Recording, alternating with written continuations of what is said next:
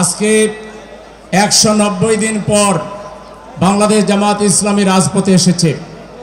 আমরা রাজপথে এইভাবে আসার প্রত্যাশা করিনি, আমাদের পরিকল্পনায় ছিল না।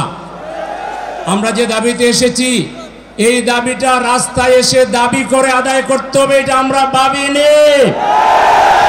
এটি ছিল আমাদের ন্যায্য অধিকার, এটি ছিল আমাদের সাথে একটি সম্মানজনক আচরণের ব্যাপার।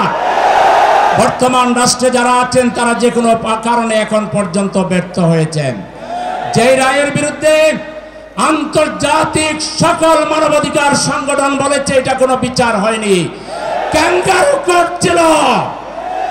আজকে ব্রিটেনের সর্বোচ্চ আদালত বলেছে এটা যোগ সাজশে এখানে বিচার করা হয়েছে, ন্যায় বিচার বলন্টিত হয়েছে।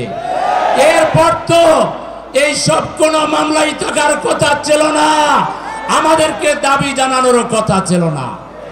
একই সাথে আমাদের নিবন্ধনের মামলার রায় যিনি দিয়েছিলেন তিনি বলেছিলেন তিনি শপথবদ্ধ একজন রাজনীতিবিদ, যিনি রাজনীতি করবেন তিনি তো তার প্রতিপক্ষের বিরুদ্ধে তার ইচ্ছাকে বাস্তবায়ন করবেন, এটা খুব স্বাভাবিক।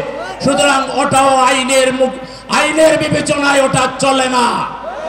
জামাত ইসলামের তৎকালীন ভারপ্রাপ্ত সেক্রেটারি জেনারেল এটিএম আজহারুল ইসলামকে অনতিবিলম্বে যদি মুক্তি দেওয়া না হয়, জামাতের নিবন্ধন এবং জামাতের মার্কা ন্যায় বিচারের পথে দাঁড়িপাল্লা যদি অনতিবিলম্বে ফিরিয়ে দেওয়া না হয়, আমরা মাননীয় আমির জামাতের নির্দেশ চাইব। আপনি যদি বলেন প্রতিদিন সকালে একবার বিকালে একবার ঢাকার 130টা প্রশাসনিক ওয়ার্ডে আমরা মিছিল করব, বিক্ষোভ করব, ঢাকাকে অচল করে দেব। আমরা আমিরে জামাতের নির্দেশের বাইরে কিছু করব না। আমিরে জামাতের কাছে আমরা কর্মসূচি চাই।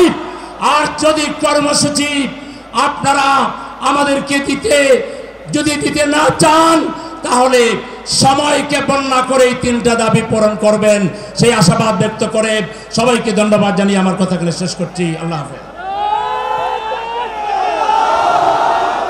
সংগ্রামী জনসমুদ্র